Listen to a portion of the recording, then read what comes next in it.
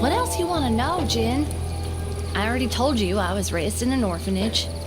I escaped that and I grew up on the streets of Mornwood till I joined up with the circus that came through town. That's where you and Castrol found me. And that's it. I never knew my parents. The sisters at the orphanage told me that a lone man in tattered clothes and a haunted face left me on their doorstep. They say that was my father, and I have a feeling that wherever these powers of mine come from, they came to me through him. So, the orphanage was hell on earth. I swear, those nuns were worse than Mammon's demons. They used to beat up us kids, starve us, lock us up for days. When strange things, started to happen around me, not a day went by when they didn't threaten to burn me as a witch. You want to know how I escaped the orphanage? I burned it straight to the goddamn ground. I started a fire and ran off in all the chaos. I was barely a teen then, but I still hear the screams of those habit-wearing bitches. I hope some of the other kids got free too. But I don't regret that one damn bit.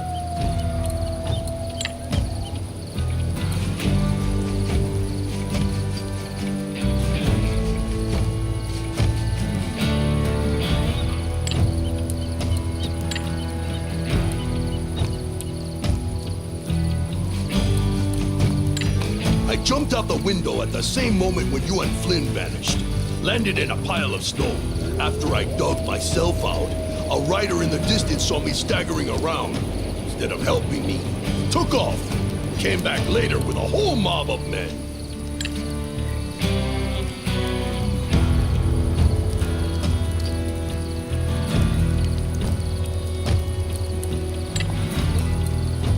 Something is deeply wrong with you if you think you can just casually ask me about my past. Riding together, even killing together, does not give you that right. Even if I wanted to share my story with you, you could not possibly understand it. You are a stubborn one. Fine, I will speak. I come from the people of the Great Plains. Once, we were free. The horizon was ours, and we belonged to the earth and the sky. Everything was in harmony for generations untold. And then your people came. Not enough? You want more? If you think I am angry, you should meet Macaw. His fury at the settlers who invaded our lands knows no bounds. He started a movement that spread among the tribes like a prairie fire. He called for our people to use any means at hand, even the foulest of powers, to drive you out or destroy you for good. The worst of our people flocked to his banner. They called themselves the Shadow Dance. I am no longer proud of it, but for a while, I rode with Macaw and was part of his Shadow Dance.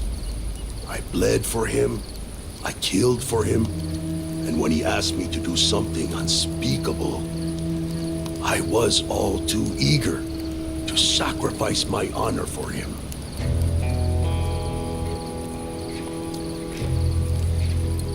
Have you heard about the great leader, Diving Bird? Everyone from every nation respected him, even your people. Rather than call for war, he worked for peace. He inspired people to hope that we might one day learn to put our conflicts behind us. He was a fool.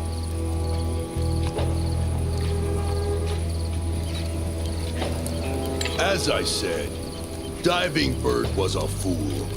There is no coexisting with the settlers who ravaged our land and slaughtered our people. You are a sickness that will one day poison the very earth. Aka saw this. So, he sent me to kill Diving Bird. And I did.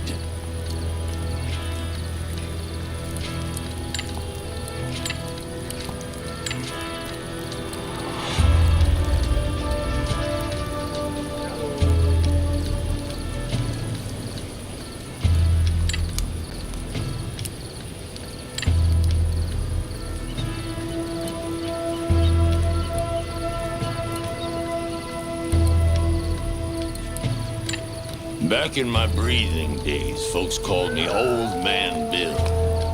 I've seen everything. Done everything the West has to offer. I've been an outlaw, a thief, a sheriff, a bounty hunter, hell, even an exorcist for a while. And now I'm this. Whatever this is. After I retired, I lived on this here farm with my wife and my son.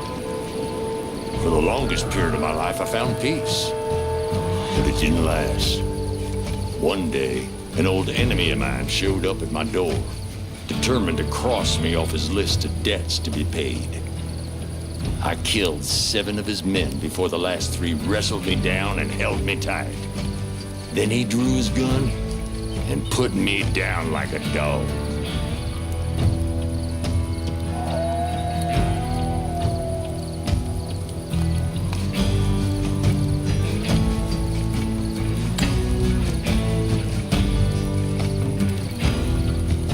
One day, I just woke up in that pine box buried in my yard. At first I thought I'd been dreaming. I remembered this vision of a train of death, driven by the devil himself and chugging its way straight to hell. When he spotted me, he started to laugh. Laughed so hard, he woke me up. I don't know how long I was down there.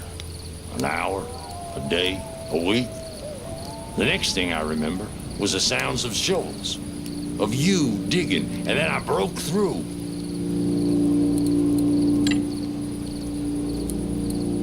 I'm afraid so, miss. I got no pulse. I don't need to breathe. My insides have rotted away. I'm little more than dust and bone. Yet, I feel this strange power in me. I don't feel the pains from growing old anymore. I don't feel much at all. Everything seems gray, and the world tastes like ashes. Yet here I am. I linger on. I ain't proud of my past, Carter. I roamed around the whole hard West like my boots were always itching to move. Never settled down. At least not till that farm at the end. It's a hell of a tale. But I need to think some about how I want to tell it. In my outlaw days, I ran with this gang called the Cardinals. Oh, bloodiest damn gang in the hard West. I was young and stupid and just fucking despicable. And I loved every minute of it. To hold a gun on someone and know you have their life on the tip of your fingers, it's exhilarating. I loved riding with the Cardinals. But it came to a bad end. Our leader, Jacob, took this old book off of one of our victims and started reading it. First, he only joked about it, but then he started to quote stuff from it. Try some things with people we robbed. At the time, everyone thought it was hilarious, me included. One night, me and the Cardinals were taking it easy in this little town, spending some of our hard-robbed cash. Jacob was bored, so he broke out that damn book of his and summoned something awful. It set the town on fire and started slaughtering the townies as they came screaming out of their beds. Half of us embraced what happened. They just went right along with it. The rest of us, including me, scattered and ran. That business with Jacob and his book scared me straight for a bit. I lit out for parts unknown and kept my head down, working whatever jobs I could find. Took about 5 years of looking over my shoulder before I figured I was safe. At least the wanted posters with my face on them had all been taken down. I got braver again after that, and I got back into the swing of living. I drank, smoked, fucked, killed some, robbed some, but also saved some. And when I saw the chance, I hunted down Jacob and the Cardinals that stuck with him, and I wiped those abominations from the face of the earth. I never thought of myself as a hero for taking out the Cardinals. But some small town heard about it and offered me a sheriff's star. I laughed myself as silly at that, but I took it. Shot some bastards, threw a bunch of others in jail. Folks respected me. And I liked the feeling. But I got bored and things calmed down. So I only stayed for a year before I moved on to another troubled town. Got another star pinned on me and so on. Went on like that for years. Decades even. After lawing around for all that time, I finally met my wife. Oh. All she had to her name was that patch of land. Some barnyard animals and a pretty face. But she had this deep calmness about her. Something I'd never had before. And she was happy to share it with me. I finally felt at peace. I was happy on that farm with my wife for years. We had one kid, Ben, and he brought us so much joy. But then my past caught up with me. This man I'd wound up in a ruckus with many years back thought I'd wronged him bad. Rather than stew any longer, he and his men came looking for me. They hauled me out of that farmhouse and... I should give the man his due. He promised he'd take care of my wife and son. Right before he shot me dead. You know the rest of my story, Carter. You've been a big part of it. Gotta admit, you remind me of myself from that time just before I hunted down the Cardinals and put an end to them. Roaming aimless, lost in my own head. That's where you are now. And well, I can only hope you someday find yourself some way to put your demons to rest too. Before it's too late.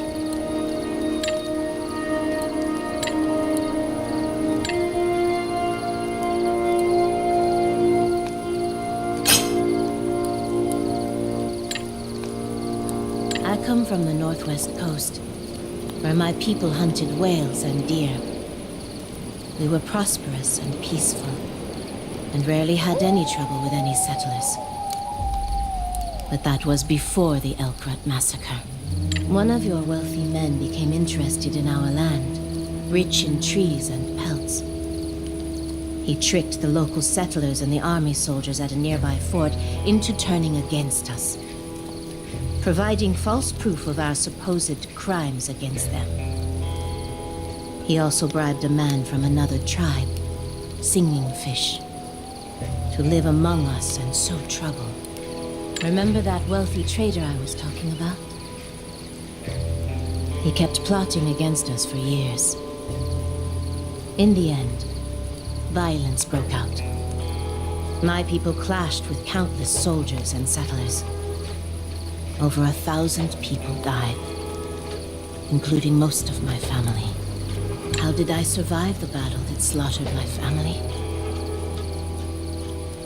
I ran away, leaving my family and friends to die. After wandering lost for days, I found shelter with distant cousins.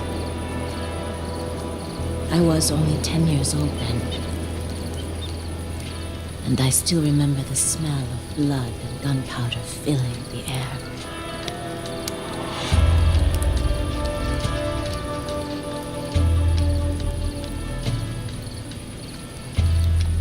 The conflict became known as the Elk Rut Massacre. A newspaper in Seattle sent reporters to investigate, and they discovered what had really happened. That damn fur trader got run out of the area, which I suppose was the smallest possible measure of justice. One day when I was 14, an old man named Maka came to visit my cousins and me. According to my aunties, he was always trying to stir up trouble. And when he saw me, he got the scent of it and refused to let go. That Maka I was telling you about, he told my cousins that I had spirits inside me. The 1,000 voices dead, he called them. The souls of the people who died in the Elk Rut Massacre. Just waiting for me to unleash them so they can have their vengeance. The sad part, he was not wrong. Those 1,000 voices dead I was talking about, I didn't want to have anything to do with them. I knew they'd only bring more violence, more death. Rather than wait for Maka to turn my people against me so he could use the 1,000 voices dead for his own ends, I struck out on my own. I became a tracker and a hunter for hire, learning the ways of your people, learning what drives you. I'm still learning. I need to thank you. You were there to help me save Lala Naet, and she means more than life to me. For that, I will help you do what you need to do. I will help destroy that demon of yours. I've learned to trust and respect you, Jin Carter.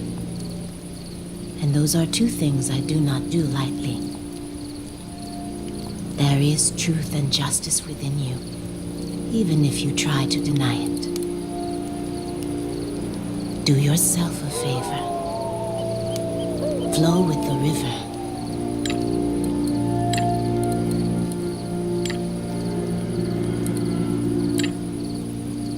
You want to know more about me? I'm not worthy of your scrutiny. What I'm after, that's what's important. Solomon and I are deeply invested in all things supernatural. Though we come at it from different angles. He's a man of science, but me, I only care about keeping things in balance and revealing them in their own time. Where were we? Right. Balance. That's one thing the Hard West has lacked for a long time. But lately it's gotten so bad you can't even count on death, much less taxes. Just look at you, Bill, for instance. If death can't hold sway over people anymore, then what's ever gonna stop them? Death. Death is important, Jin. Don't you think? Death brings order to life. Just as all things have a beginning, they also need an end. One that we all must face, along with whatever judgment comes thereafter. And the fact that Mammon is messing with something so basic as that is more dangerous than you could know. Ever hear about the Undertaker and his son? Supposedly, those two made pacts with the devil and death himself, then fought for the fate of purgatory itself. Of course, it's just a story. But folks say the Bible's just a book of stories, too. Stories have power, and they give it to those who tell them best. I used to be a preacher. But I learned early on in that career that my goals conflicted with those of the church. Any institution run by men can be corrupted. And the more powerful that institution, the harder that corruption is to root out. So I gave myself a new start, far beyond the grasp of my congregation. I was always a decent shot, but my faith is even stronger. That gift gives me purpose, and I mean to make the most of it. So I roam around, searching for things that skew the natural balance between life and death. And then I do what I can to tip the scales back where they belong. When I met Solomon Delir, I felt an instant kinship with the man. Did you know that he once helped rid an entire state of a strange psychosis? He lost his way later by dabbling in the dark arts, but one day he was reborn with new purpose, just like me. Working together with Solomon makes the two of us unstoppable. His scientific genius complements my faith and my guns. We can speak with each other on a level few others can reach and grasp ranges farther than he could hope to manage on his own. It's been an excellent arrangement for us both.